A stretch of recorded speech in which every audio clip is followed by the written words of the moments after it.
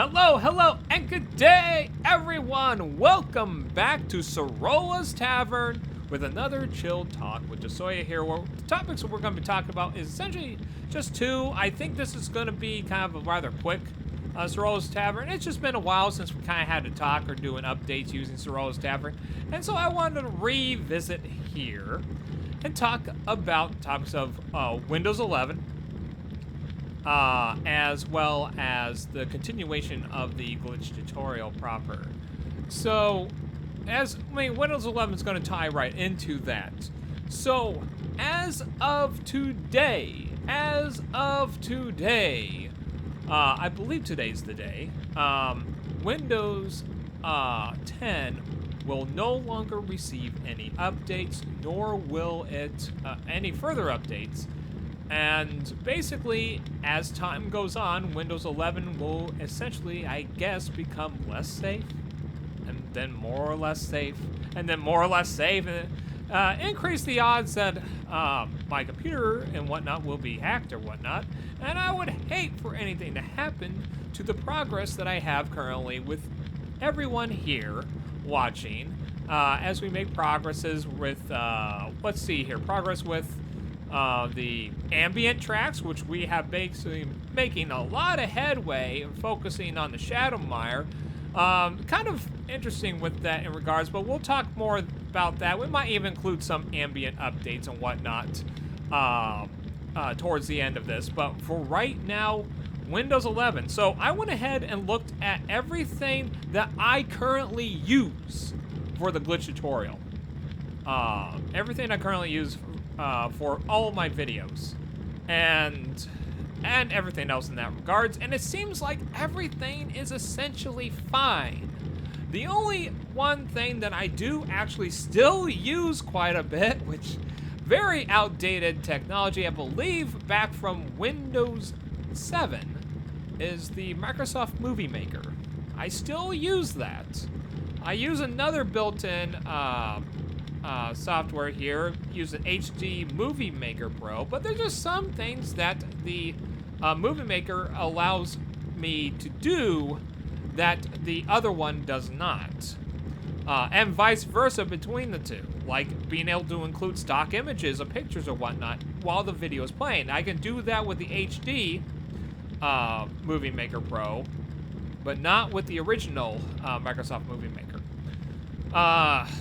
But it is, since it's such old technology, the likelihood that it will become an even more glitched up mess is probably pretty good. That it'll likely, hopefully it will not be unusable, but also hopefully it will not be such a pain in the butt to actually get working. Because already it's kind of a glitched mess or whatnot, and sometimes when trying to edit videos or split a video, it would just not split the video, or at least not seemingly to. And then I try to click split video again, and it deletes a huge chunk of the videos I recorded.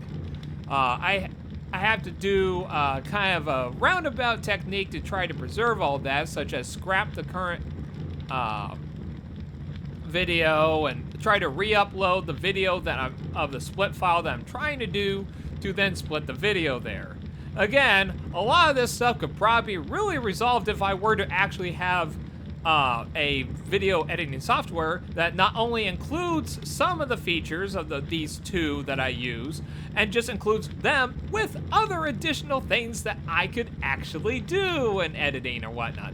Sure, it would have a learning curve or whatnot, but I'm pretty sure eventually, at some point, I will not be able to really use those for the glitch tutorial, for all my other videos I'm wanting to do. I mean, I have some even ideas in my head that I would love to do, but I am limited with the technology I currently use.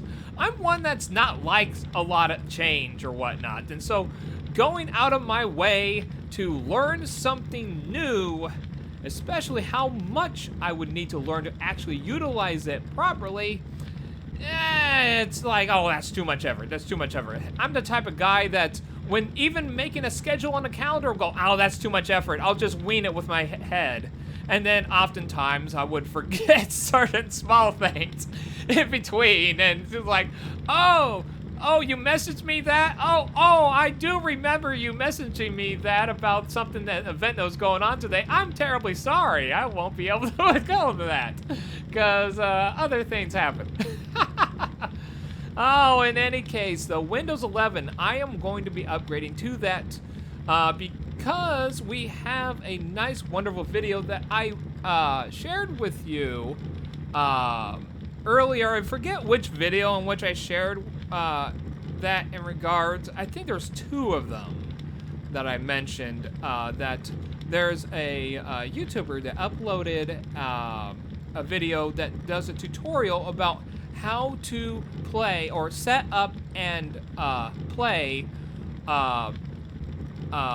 PlayStation 2 games and PC games, and he used the examples of Drakan the Ancient Gates and Order of the Flame for Windows 11.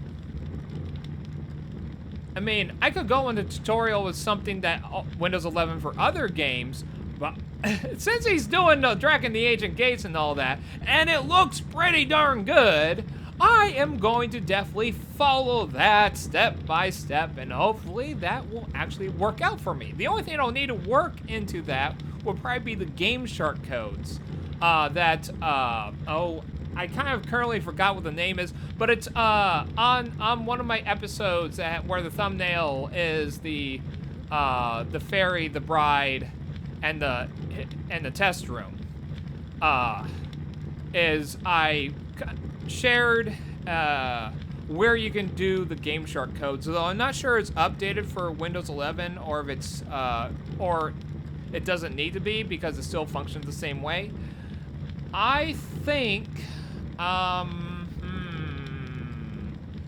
will be able to hopefully get that working, because otherwise I would have to basically go back to playing on the console every time I would need to use the Gameshark to show you guys something in regards to that, because there is one place in Ravenshold where the Gameshark is going to allow me to swim in the air. Okay? Now it's limited, it's a limited space, but oh my gosh, it's amazing. Of course, when you're swimming in the air like this, you have an oxygen meter that ticks down and will basically ultimately kill Ren. So if you want to continue exploring, you need to have the infinite health cheat from the Gameshark, so that when your health depletes to 0, it doesn't kill Ren. It'll kill Arak, but it will not kill Ren. So, so with that being said, again, as I said, I will be upgrading to Windows 11 here. Now, as for the glitch tutorial and all that, we are going to continue that. The glitch tutorial is not done. There is so much more that we can now apply. It's just figuring out how I want to go about addressing the actual, like the episodes by number or whatnot, and how to actually come up with the names and whatnot of that. Because the problem is you only have 100 characters you can use, or 100 letters or whatnot that you can have in a single title. And I want to have it to some consistency of what I've done with the glitch tutorial. Though on some other, but the difference that we're going to be doing now is actually having some standalone ones. One of the first ones after since the glitch tutorial that I actually did was the one where all entry points lead to Ravenshold, where my save for Drakan the Ancient Gates at the start of the game, no less, became corrupted to it's still playable, and as long as you get Arak early, it is beatable. But if you try to play Ren alone, it is unbeatable. Because every time that happens, that you go into, like, say, the Shadowmire, and then you leave out of the Shadowmire, it'll suddenly do the cutscene of you coming through the gate from Ravenshold. And then Ren is invisible, Arak is invisible, it's unbeatable, but still a little bit playable, which we did explored some ideas in regards to what we could do with this. If this happens, what could you actually explore with this? So the next one we're gonna do is gonna be another standalone like that. We're gonna be talking about things that we can do at the title menu. There is a couple things that we do in a title menu, as well as the first cutscene and whatnot as you start the game.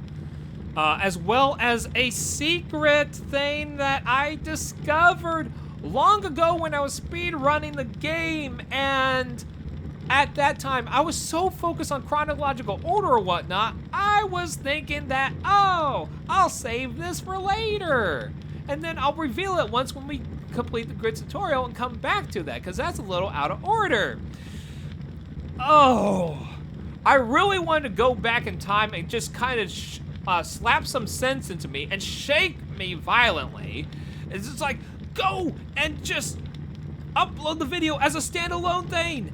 You just made a groundbreaking discovery, or just happened upon something that is groundbreaking, which was accessing the start of the game cutscene, you know, with Arok and Rin over in Rin's village. I was in Rin's village. Granted, the game froze immediately as soon as I pressed start, of all things. Why did I do that?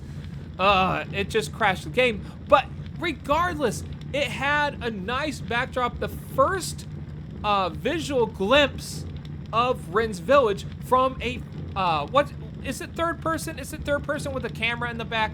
Oh, and regardless, that viewpoint, it almost looks like I could actually play that stage or whatnot. And guess what?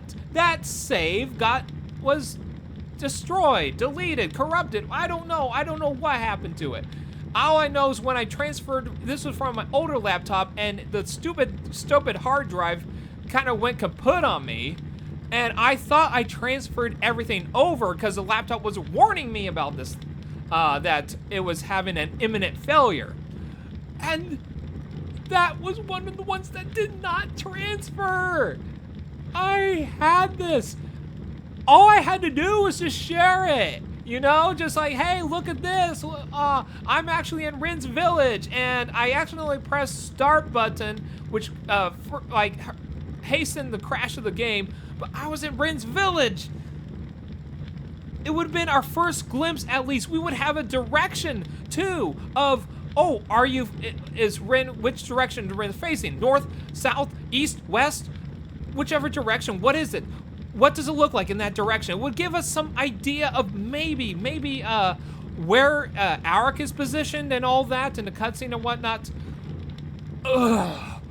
I just looking back on it, it's just like, it's now become more of a, you know, as much we talk about with Head Huntress over with the book stack method over in trying to access the balcony and all that, and how it's seeming like, oh, it's just a tall tale.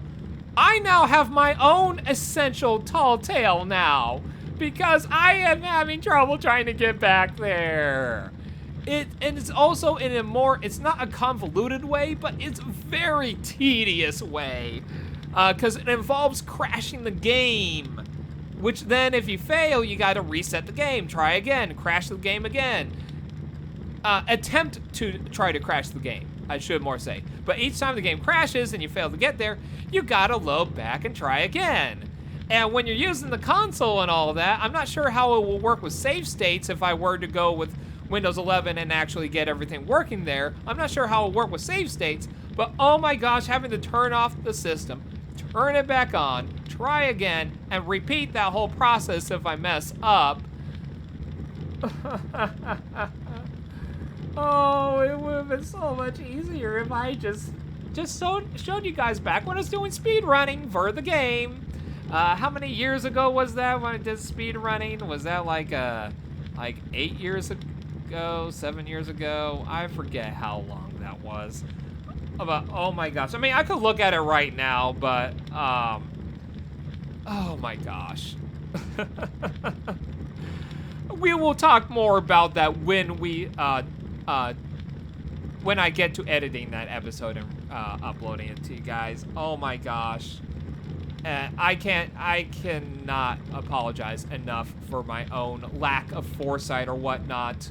Of just upload it. Come on, Josiah. It's groundbreaking. Sure, you pressed start and it crashed, but we had a lot of information there that could have been used. Oh man. Oh man, I'm gonna rip myself a new one in that next video for the glitch tutorial. Oh man.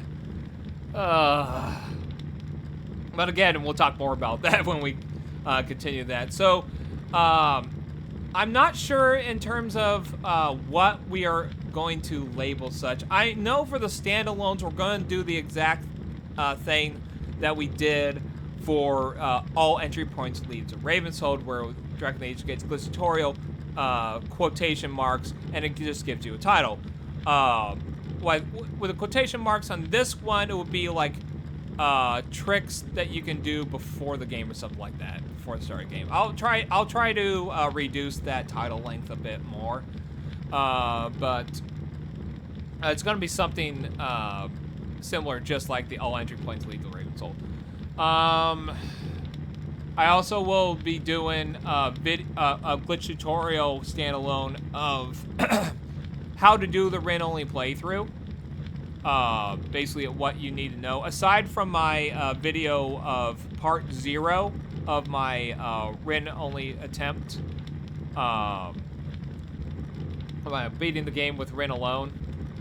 Aside from that, we'll try to talk about specific parts and tricks and whatnot to really survive all that, especially if you want to try to do it without using the God mode cheat, which actually I'm also going to be uploading not a full playthrough, but we're going to redo some of the segments that I used the invincibility cheat, especially in regards to the bone dragons in over in Serdana, over by Kosovo's tower, as well as the bone dragons over in the Valley of the Fallen, and of course the Desert of Tears. Oh my gosh. I'm not sure in regards to griffins or what counter that, but I'm pretty sure I got a route that we could actually beat the game without using the God mode, especially even going towards what's that mode? Oh, Stratos, and surviving Stratos. I think I have a method to beat Stratos without the God mode as well. But more of that a bit later. As far as let's see here, we've got that. But I guess we could also talk about the ambient tracks. So we're right now working on the Shadowmire and trying to complete that.